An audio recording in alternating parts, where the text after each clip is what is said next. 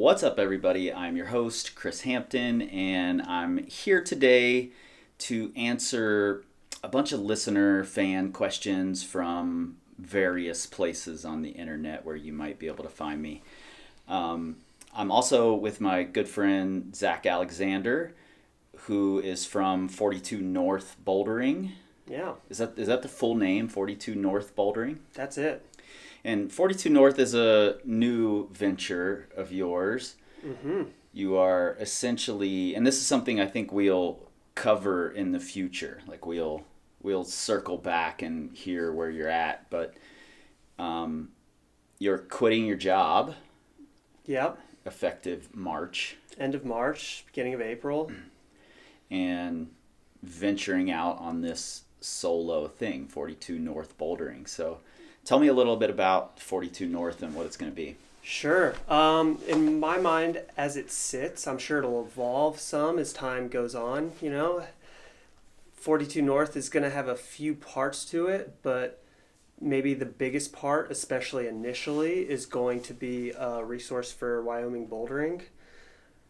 You're working on a guidebook for the rock shop. I'm right working now. on a guidebook for the rock shop. That'll be maybe the first big production part of the 42 North. And there will be other information, other resources on the website outside of the rock shop, but I'll have a rock shop guidebook hopefully out early this summer 2021.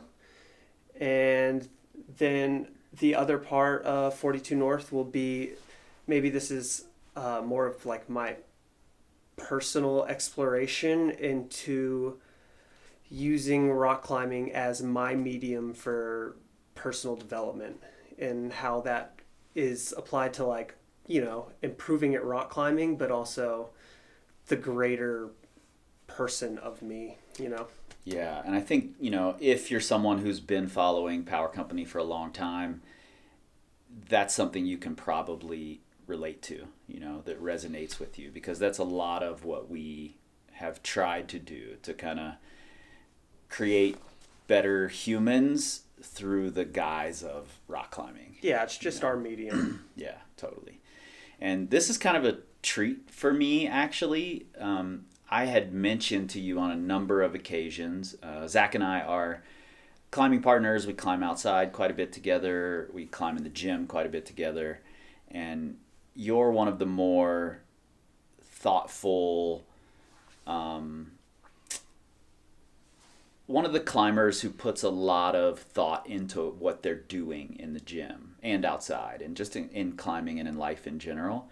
And I've talked to you on a number of occasions about, you should come on the podcast and you should talk about some things. And you're like, no way. And now that you're moving into this 42 North, you kind of have to start putting things out into the public. Sure. Well, it's flattering of you to say that stuff. I'm not totally sure if I agree, but it's nice to hear. Yeah, but I've had I'm sure lots of people can relate to this, but my reservations about being more public with some of my thought processes and, whatever else. But if, I'm changing spheres in my life, so to speak, and it makes sense to be part of that change. So yeah, well, I'm glad it's happening, and if nothing else, I'm just glad I get to trap you into talking on microphones as much as we have recently. Sure. We've been, and this is why you're here today, helping me answer these questions, because we've been working on an online course called Boulder Builder, which is going to be one of the components of a larger home wall series of courses. Mm-hmm. And Boulder Builder is essentially, if you already have a set board or a spray wall that already has holds on it, and you're trying to make up boulders, which is something that a lot of people struggle with, making up really effective boulders in an efficient manner. This course kind of goes in depth on all the things we could come up with in that vein. More in depth than I think either of us thought we were going to go. Certainly me. Yeah. I thought it was going to be a much smaller course, like a, $29 kind of a thing. But at this point, there's over 3 hours of discussions of you and I talking. Wow. And there's almost 2 hours of example videos. Yeah. So it's quite a lengthy. Is it lengthy or lengthly? What is it? I don't know. It's got to be lengthy. Lana would know. Lana would. I don't know about this ly that you're throwing in. Lana would revel in me making the mistake if she was here. So it's one of those. But it's far more lengthy than we thought it would be. Yeah, it's kind of maybe at a first thought, it seems like not such a long topic, but then when you dive into it and you try to break the information down in a way that you can present it to others so that they have something to digest and take away from it, it became more of an endeavor than I expected for sure. Yeah, and that's kind of why, like, we've been teasing this for a couple of years. I've been talking about, I want to do some episodes on home walls. I want to make some home wall videos. I started a home wall video series on YouTube, and then pretty quickly, like, ran into a place where I'm like, I don't have the medium yet in which to convey what I really need to. I didn't have the skills to make the videos I needed because I wanted more in-depth conversation, but I also wanted videos to show examples, and it just seemed like there wasn't a good place. And this course that we're building makes it all work in my mind. And that's why we're doing this podcast now, to answer some of the questions and let you know what answers you can find in the course. And there, if you're watching this on YouTube, there will be a link to the course down in the description that will answer a lot of these questions far more in depth. And if you're listening on the podcast, same thing right there in your show notes in your pocket supercomputer. So let's jump into these questions. Sounds good. And I'm going to try to give credit where credit is due for these questions, but if I mess up your names, sorry. You're just going to have to live with it. It's sometimes reading names on Instagram, you don't know where the pauses should be. Yeah, what is it, a handle? Is that what you call it on Yeah, Instagram? exactly. Yeah, well, it's not even is it a name then? Well, even if it is, Yeah. like if someone's name is Evan something, how do I know it's not Eva in something, So Sure. It's damn near impossible unless I happen to know you or have talked to you. So we're going to try to give credit. First question is from RJ Oman, and we have met. I hope Minnesota is good right now. Climate control hacks, interestingly, from Minnesota. Heat, AC, humidity, things like that. How do you deal with those in your home wall? And all of these questions are based around the home wall experience. That's what I asked people, what they wanted to know about. So what are the climate control hacks? Well, in my mind, first and most important is, you have your resources available to make your space as comfy as possible, whether it's heating or cooling or whatever it may be. But after you've utilized your resources as effectively as possible, then it's your mindset. If it's cold in the gym, then you know that it's cold in there, and you take your puffy and you prepare yourself, and that's like first and foremost. Yep. And if you know it's going to be hot, you go in there expecting that that's what it's going to be. Yeah, you take your water. Maybe, you could have your resources, but that's the first thing is, if you're going into a space to climb, to practice, to get better, to train, whatever it is, however you frame it, then your mindset is the first step. Yeah, I agree. And, we do have quite a few things in the gym, in the machine shop. Oh, it's very comfy. To help us out. And I do that largely because I want to remove as many excuses as possible and have it be totally about you, so that you have to hold yourself accountable. Yeah. And we have a big window AC unit, like an industrial, not a major industrial unit, but larger than a normal small unit you would put in a window of a house. Yeah. And then we also have a propane heater with a propane line running outside, and it's a propane heater that's meant to work in indoor spaces, unvented spaces. I think that's important to know. You don't want a propane heater that needs a ton of ventilation. Otherwise, you're just letting all your heat out. And then we also have, because the room is fairly tall, we have fans up in the upper corners that push the heat down, which I think is necessary. Mm-hmm. There are a lot of times when we've heated the room and we're all sitting on the pads and it feels still pretty chilly down there, but you get to the top of the wall and it's blazing hot up there. Absolutely. Yeah, that's helpful. And you have lots of windows and doors for when you're in that middle zone and you don't necessarily want to use the electricity for the AC. And we're in Wyoming, it's cool outside often. So.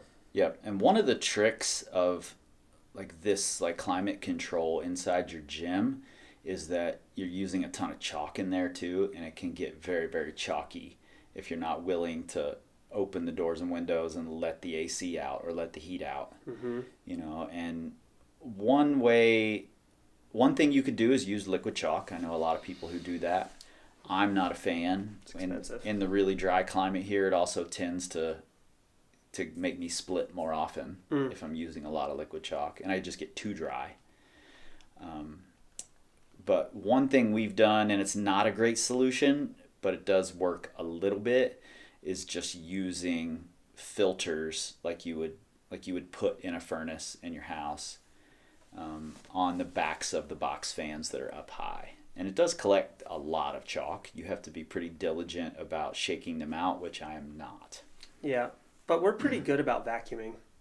We do vacuum a lot, try to keep the chalk that builds up off the mats. Yeah. So there's quite a bit you can do there. Bob also asked about humidity, dehumidifiers in particular is what he asked about. But in here, sometimes I feel like I would need a humidifier even because it gets so dry inside the gym when we're heating it.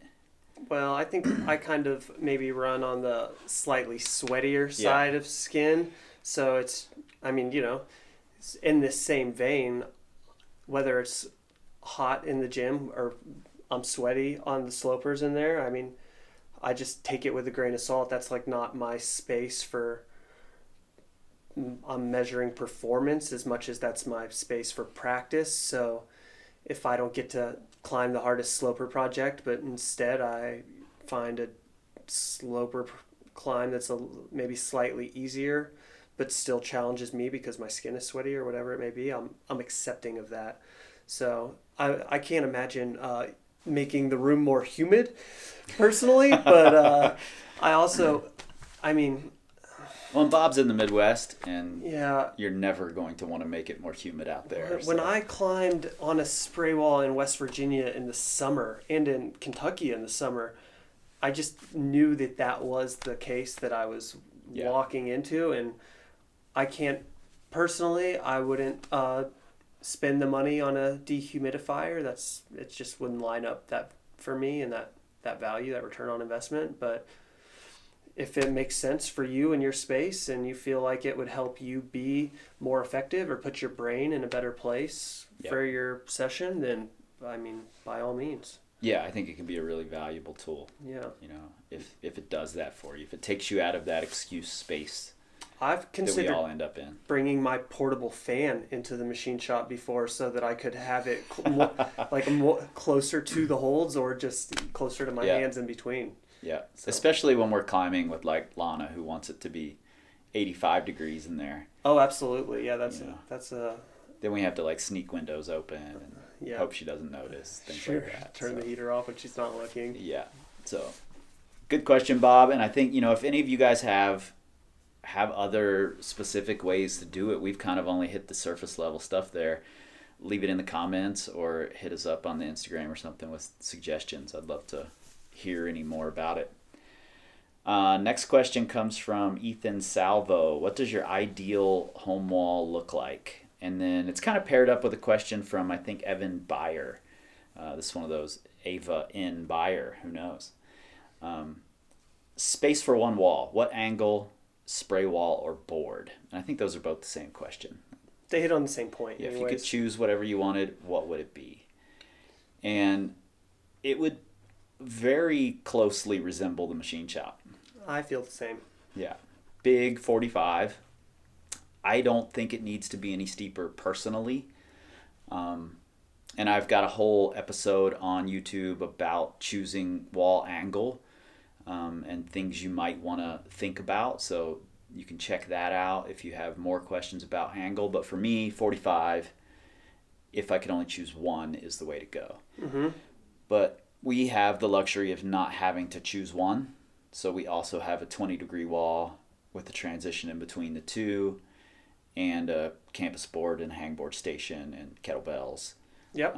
So for me, that's the ideal gym. I mean, I guess if, resources were unlimited and I still was limited to one wall, there would be some things that could be tweaked. But on the whole, a big spray wall a spray wall at 45 degrees.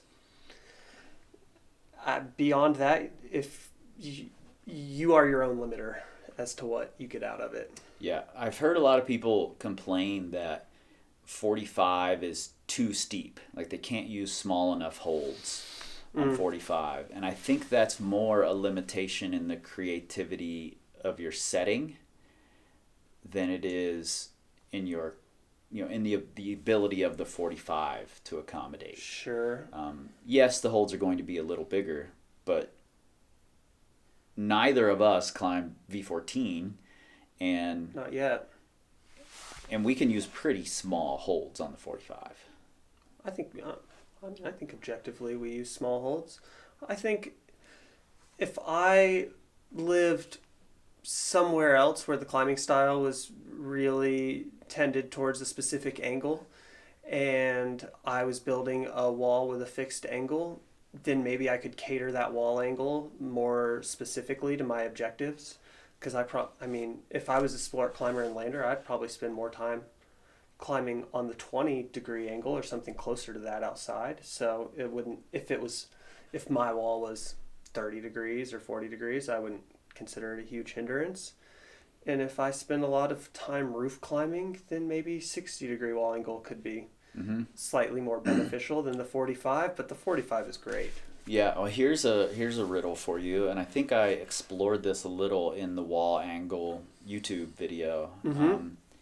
If you have that ability to climb on that angle a lot outside, is that the angle you want in your gym, or do you want a different angle in there so that you're better prepared when you take trips and things like that? Oh, sure. Yeah, I think, it just depends on what your goals are. Like, Sure. If you're taking a lot of trips and you care about that stuff, then maybe that's what you want. You're like, I get my steep climbing outside, so I'll do my lower angle climbing when I practice on the gym, and I'll be more well-rounded that way.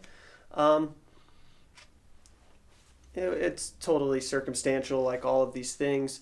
But say I was a climber and I was climbing in pre-straw all the time, and that's where my biggest goals were, roof climbing or something like that. Then maybe I wouldn't build my spray wall to be a dead roof, but climbing at 60 degrees, I get the transference into the roof stuff, and I have a little bit more transfer into your 40 to maybe even 30 degree territory on like overhanging steep terrain outside that's not a roof. So it doesn't have to be exact. Yeah, and we were climbing yesterday in the gym, filming for the Boulder Builder course, and I remarked to you that the problem you were climbing on, because it sort of traverses low on the 45 with your feet at the same level as your hands, it's tracking, is essentially like roof climbing.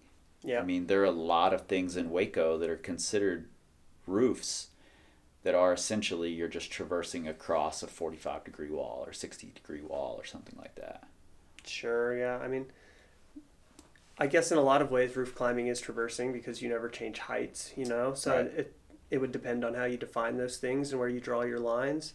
But definitely there's a higher level, in my mind, there's a higher level of skill transfer there in that steep wall traversing with my hands at the same level to roof climbing than another way of climbing on that wall. So you could more specifically hone into a certain style or skill set if you kind of broaden how you think about these things. Yep. And you said spray wall specifically. That's you would go that direction over one of the set boards? Yeah, I would. I would personally. I mean, I think the set boards are sweet. I think there's a lot of benefits to them. I have a blast when I climb on them.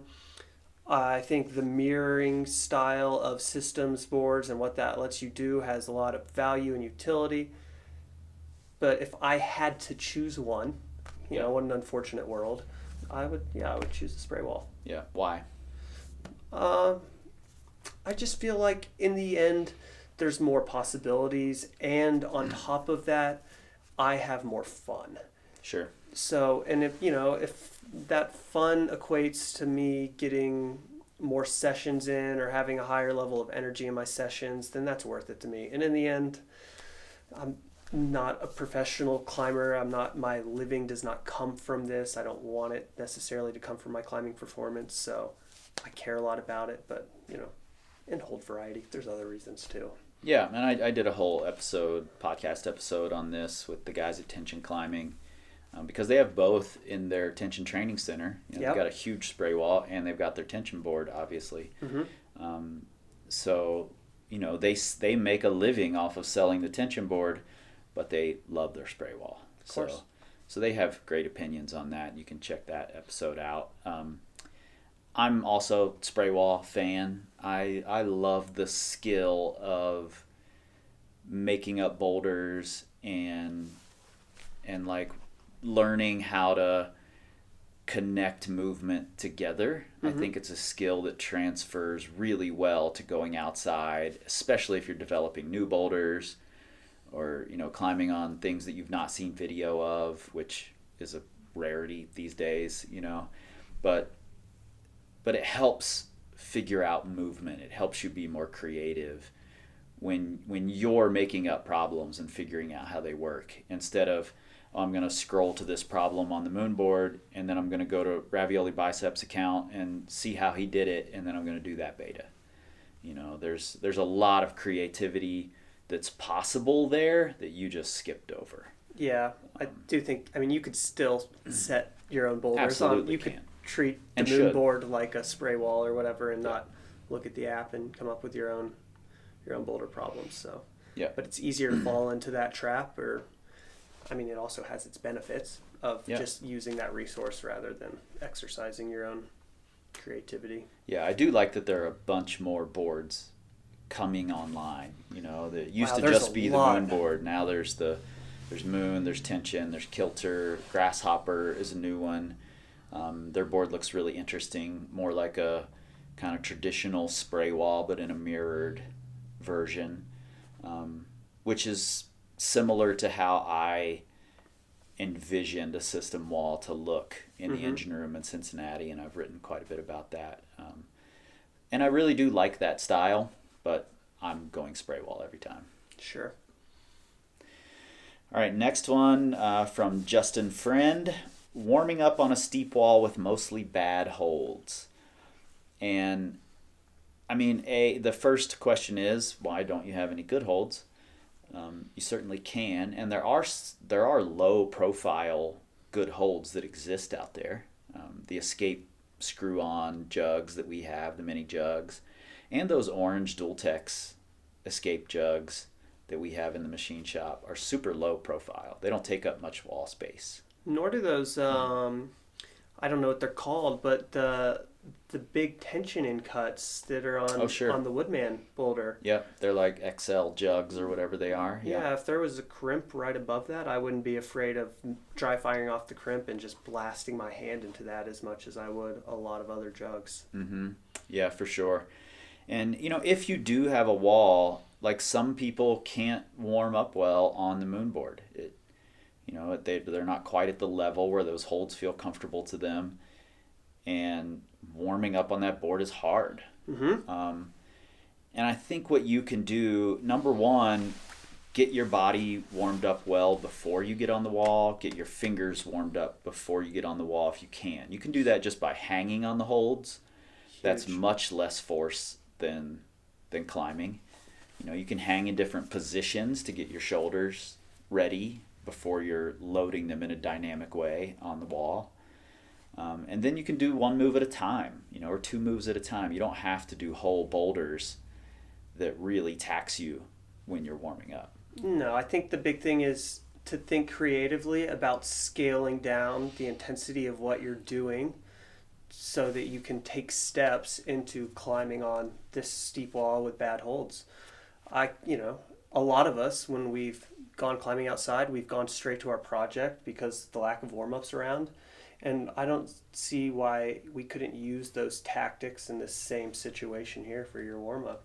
You could stand on the ground and choose two holds that you like and pull into them at whatever your preferred level of intensity is without ever lifting your feet. Gradually raise the intensity. Yeah, to stepping on the wall, to doing a move, whatever your steps are. But I think that that's the way to do it. Once you've done your movement prep or whatever you want to call it these days, get your heart rate up, get some blood in all of your appendages. Yep, and this is one of the reasons I like having a wall that doesn't change over time or just gets added to, but keeps a lot of the same problems in existence. Because once I have problems dialed in that might have felt pretty extreme when I first did them, they're dialed and I feel like I could do them much less warmed up than before. Oh, absolutely. And if I had a moon board, personally, I would invest in a set of jugs and put them on the side of the board somewhere where I felt like it wasn't in the way, but let me start moving. Yep, absolutely would. Yeah, I think that's a great idea. Next one from Ongoing Odyssey. How do you get a variety of holds? Wolf. And this is actually a pretty good question. Holds are expensive, number one. If you're buying holds, especially from good companies, and they should cost money. I mean, if you're buying holds from a good company, they're going to be a better quality hold, across the board. You can also, starting from the bottom here, you can just make your own, number one. We used to have 2x4s. We still have a few on the machine shop wall. We have a lot of wooden holds that were homemade or sent to us by people or, just carved in somebody's garage nearby. There's some rocks on the wall. There are rocks on the wall, yep. We have a bunch of holds from Todd Skinner's old Woody that were pieces of hand railings that had just been chopped up and put on his system wall. And those are on some of our most popular problems. Yeah, those are actually great. Yeah, so there's all sorts of ways you can be creative and come up with more holds, and then as you get the money to buy the holds you really want, switch them out. Totally fine. You can also ask your local gyms. They're pretty regularly getting rid of older holds that have either lost their texture or chipped or whatever. Especially older gyms probably have a stockpile of old slippery holds that the setters don't want to use anymore, or that the clients will complain about if they use. And then check eBay, Craigslist, those things. There are always holds being sold away on there. And frankly, over this next 12, 24 months, there are going to be so many people unloading the holds they bought for their home walls because they've stopped using them, that if you're dedicated to using yours like we are here, you'll be able to find all sorts of deals if you're diligent about looking. And just be picky about what you buy. I would suggest not buying tons of big footprint holds. Even if you love it, even if it's the hold at the gym that you absolutely fell in love with, if it's going to take up a ton of space on your wall and you don't have a lot of space, then maybe skip that hold. Consider that. Yeah. Next up, and this kind of goes along with what I was just talking about. Two similar questions from Craig Ferber and Claire Fields. Craig wanted to know about using big holds on a small wall, and Claire said even a moderately large jug blocks 5 bolt holes on her wall.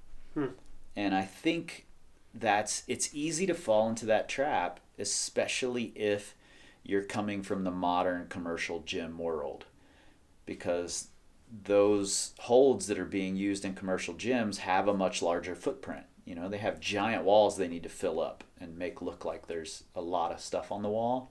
So they're using these holds with giant footprints, and they look cool. If I had unlimited space, I would absolutely have a wall full of giant holds and volumes, and it would be like a lot of the Japanese spray walls. I think that stuff looks amazing, but I don't have that kind of space, so I try to find the jugs like the ones we've already mentioned from Escape, from Tension, that use very little space, that don't have a high profile out from the wall or a big footprint. Yeah. And you brought up why the hold shouldn't have a profile sticking out from the wall. Yeah. And I've replaced quite a few holds for that reason, because they stick out a little too far, and if you have a small hold above them, you're always afraid your knuckles are going to rake across it if you blow off. And maybe a small solution to that is the orientation of the hold, where if you have a jug where the part of the jug that you grab is facing up, so the jug is down pulling, then you have the largest profile of that hold at the top, so you can't put holds immediately above it, where if you turned it into an undercling, then maybe you would have the rounded part of that jug at the top of its footprint, and suddenly you could put a smaller hold above it. Yep. And your risk of raking your knuckles wouldn't be as high, but you still have a very big hold as an undercling that's very usable. Yeah, and then, this could be a negative for some people, but I actually quite like it, is that when you flip it to an undercling, maybe it's blocking a foothold that's under it. Maybe it turns into a blocker for another handhold. Sure. And I like having those extra challenges thrown in. I just think it makes me better for it. I agree. And, I think if you love and have to have a big hold on your wall, go for it. Sure. I needed the boss on our wall. I had to have it, period. And so we have it. And I have other big holds on the wall because I needed big open hand slopers to feed my ego, basically. So I have quite a few of those. And one thing you can do that I think is a really interesting part of it, if you have bigger holds, don't be afraid to screw other holds onto them. I'm not necessarily screwing handholds into other holds unless they're like thumb catches, things like that. But I do screw feet into our other holds, especially if it's a large hold that in itself is acting like a volume. I'll add some feet onto it to, then you're using feet at different angles than you do on the normal wall. So it can add a little space if you're creative. Yeah, surface area. Yeah, and the only reason I'm not adding handholds, I've seen it done quite a bit. I'm just nervous about the pulling on the urethane, with the screws. I prefer to have them in wood, and that's just me. It might be totally safe in the urethane. I don't know. If you know, put it in the comments here. Next up, Amanda Smith. Hi, Amanda. Pros and cons of jibs versus heel hooking on home walls. And this is something we talk about quite a bit in the Boulder Builder course. I think they're just different animals. I think both should be allowed. There's some people who have this rule of you can't heel hook on a home wall or on a woody or on a spray wall. And I think that's utterly ridiculous. It's limiting. It's very limiting, If you want someone to do a boulder without heel hooking, make the rule for that boulder. Like, no heel hooking on that. It's that easy. But what if you want to work on heel hooking? What if that's a weakness of yours? What if you, like many climbers who I see, don't actually understand how heel hooking works and you're just flopping your heel onto holds? Your home wall is a great place to learn it. So I think it's extremely valuable to do both. You know, if you are a heel hook master and you use that as your crutch all the time, then yeah, call it out and just step on holds and just use jibs, you know. I think they both have their pros, they both have their cons. There is 100% space for both of them, in my perspective, on your wall. Know when to use them, know when not to use them. But why limit your potential utility on your practice ground? I don't get it. Yeah, and I do think, you know, there are times where if you make a boulder that's tracking and you're using big slopers or something, it can become easier as a heel hook, you know. And then if you don't want that, if you just want people to step on the jibs, make that a rule. I think we have the room to make rules for individual boulder problems on our walls. I mean, that's one of the best ways to use your wall effectively, is to create individual rules that allow you to get out of it what you want. Make rules for individual holds. Yeah, we do all the time. Yep. So yeah, I think, you know, unlike the kind of traditional idea, you can't heel hook on a woody, I disagree. I think it's a good thing.